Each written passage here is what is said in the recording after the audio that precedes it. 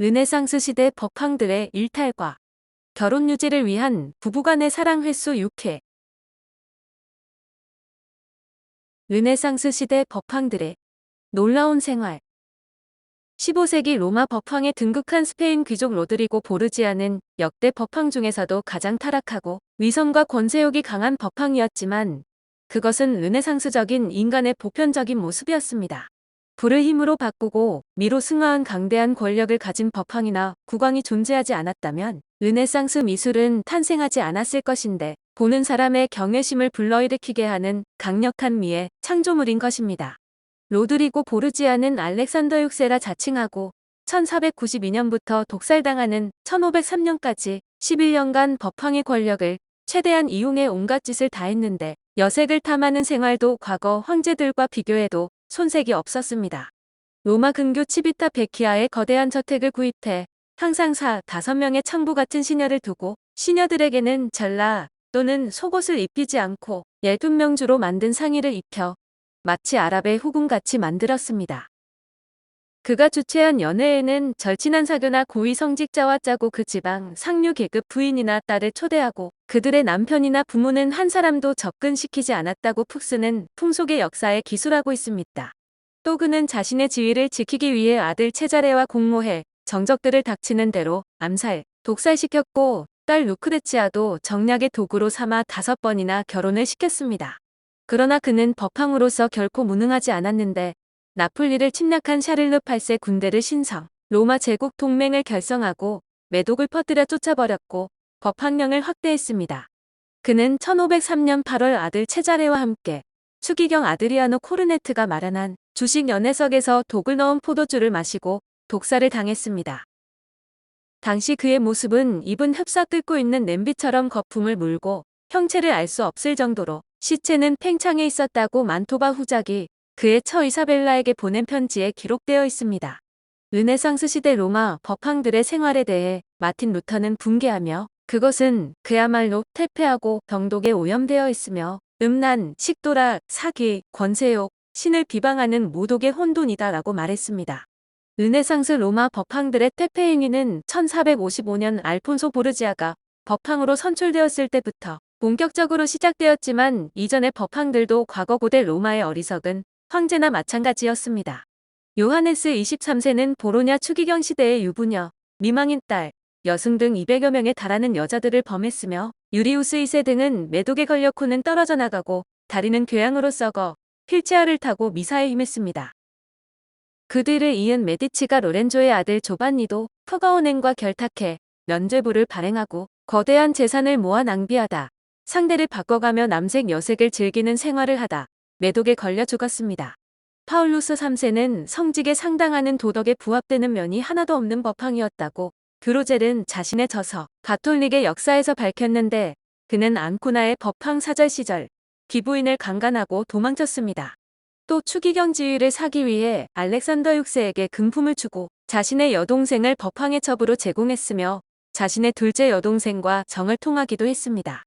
늙은 법황 인노켄티우스 8세는 소년의 취미라 14세 소년을 추기경으로 임명하고 남색을 즐겼으며 알렉산더 6세는 파렴치함을 넘어선 철저한 파기승이었습니다.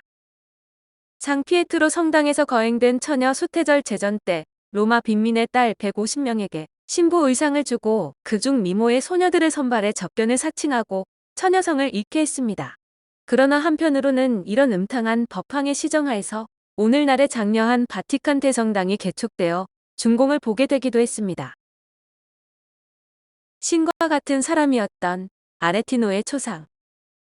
이탈리아의 박학다재한 시인이며 문필가인 피에트로 아레티노는 16세기 이탈리안 르네상스 시대의 총하였는데 그는 펜을 빗으로 삼아 살아간 르네상스적 인간이었습니다. 외설물이 잘 팔린다는 것을 알고 당시 검열이 없었던 베네치아로 가서 문예 작업실을 마련해 포르노를 남발했으며 당시 저명한 궁정화가 줄리오 로마노와 음락의 14행시를 로마노의 춘화에 붙여 간행했습니다. 또한 루키아누스의 대화집 유녀의 대화를 모방해 대화의 강해, 눈이집 등의 외설판을 발행하기도 했는데 대부분 문학성은 결여되어 있었고 단지 외잡한 것뿐이었습니다. 음락의 14행시는 법황 파울루스 4세의 분노를 사서 아레티노, 로마노, 동반화가 라이몬디는 도주를 했는데 운 나쁘게 라이몬디는 체포되어 감옥에 갇히게 되었습니다. 그러나 그런 일에 아랑곳하지 않았던 아레티노는 작가나 화가들로부터 작품평가 의뢰를 받으면 금품을 노골적으로 강요하고 그 필살로 영광과 이익을 착실하게 쌓아 올렸습니다. 미켈란젤로도 아레티노에게 뇌물을 주지 않아 시스틴 성당 천정화에 아담과 이브를 제외한 모든 나체상의 하반신을 가리는 수정이 가해졌는데 아레티노는 기독교 성화의 나체는 부도덕한 행위라고 강하게 주장했습니다.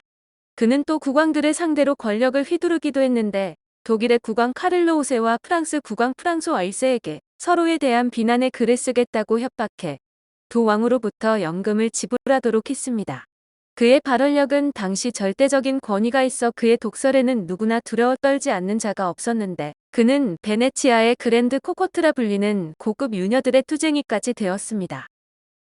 그의 소개 없이는 어떤 높은 신분의 왕족도 유녀들과 즐길 수 없었고 사람들은 그를 신과 같은 사람이라고 존경했는데 1556년 베네치아 자택에서 친구로부터 누이들의 정사담을 듣고 박장대소하다 급사를 했습니다. 결혼을 유지하기 위한 부부간의 사랑 횟수는 기원전 1세기 로마 시대의 현대 결혼의 모델이라 불리는 일부 일처제의 혼인법인 성스러운 결혼이 제도화되었는데 동시에 자유이혼 제도도 존재했고 축처풍습도 공공연하게 인정되고 있었습니다.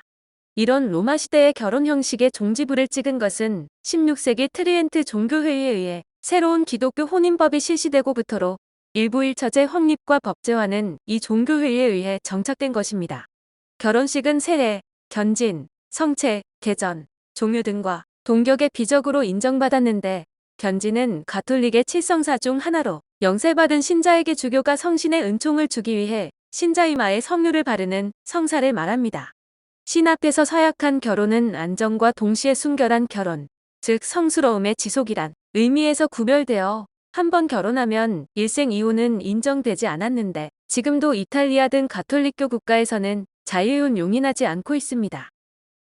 1545년에서 1563년에 걸쳐 이탈리아 트리엔트의 보로냐에서 개최된 계율개혁 및 로마皇청 내의 풍속음란을 수정한 로마 가톨릭 종교회의인 트리엔트 종교회의 결의와 회칙은 기독교국의 결혼 제도의 기초를 이루었습니다. 이슬람교를 믿는 아프리카, 아랍 등은 지금도 일부 다처제이며 동남아시아의 여러 나라는 원칙적으로 일부 일처제이지만 축첩제도가 법제상 금지의 대상은 되지 않았습니다. 구소련, 중국, 동유럽 등의 사회주의 국가에서는 일부 일처제를 엄격히 제도화하고 있지만 같은 기독교 국가에서도 프로테스탄트인 영국, 북유럽 여러 나라, 서독, 미국 등에서는 이혼에 관대합니다. 영국의 경우 결혼 생활의 기본을 성생활면에 비중을 많이 두고 있어 1947년 상원에서 가결된 혼인법 개정안에 의하면 배우자 사이에 육체적으로 성행위가 이루어졌을 경우에만 결혼이 유효로 인정되었습니다. 배우자 중 어느 한쪽이 성행위를 거부하거나 남편이 성불능자이면 결혼은 무효가 되며 성행위에 있어서 임구를 사용해도 다시 말해 아이를 가질 의사가 없어도 성행위가 이루어지면 결혼 생활이 원만하다고 인정되었습니다. 불임증, 무정자증은 이혼 사유가 되지 않았는데 서로가 만족스러운 성감을 얻을 수 있으면 그것으로 충분하다고 인정하고 있었습니다. 한편 1499년 5월에 프랑스에서 아라곤 왕녀 카르로타 공주와 로마 법황의 아들 보르지아가 체자레 공작이 화촉을 밝혔는데 신부는 16세, 신랑은 24세로 신혼 첫날 밤에는 루이 12세가 임석계 증인이 되었습니다.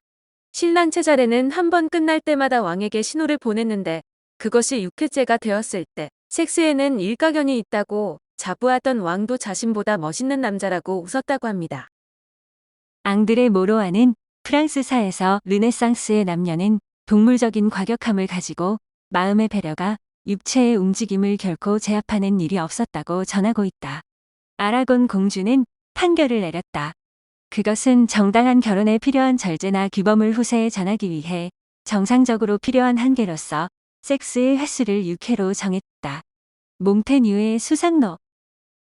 이 판결에 카타로니아의 의사들은 아연했으며 여성의 욕망은 가늠할 수 없다고 했는데 고대 그리스 입법가 솔론도 학교에서 부부의 의무를 게을리하지 않기 위해 한 달에 단 3번이면 된다고 가르쳤다고 합니다. 종교개혁가 마틴 루터는 주의회가 여성의 의무로 1년이면 104회 정도면 나도 당신도 해는 되지 않는다는 규칙을 만들었으나 이것은 루터가 42세 때로 그가 20세였다면 횟수는 더 많았을 것입니다. 르네상스 속담에 1회는 시식, 환자 식사에 지나지 않는다. 2회는 신사의 예의, 3회는 숙녀의 의무, 4회는 아내의 권리라는 말이 있는데 브랑톰은 연부전에서 과거 궁녀의 교방의 한탄을 이렇게 소개하고 있습니다. 저의 주인은 항상 풍류인 무쌍의 정력가라고 자랑하더니 겨우 4번밖에 못해요. 킨제이 보고 등의 통계에서는 20대에서 30대까지는 주 2.5회가 평균치이며 40대에는 주 1회인데 원래 성교 횟수는 한계가 없어 개인 건강과 대뇌 생리와 관계된다고 합니다. 오늘은 르네상스 시대 법황들의 일탈과 결혼 유지를 위한 부부간의 사랑 횟수 6회였습니다.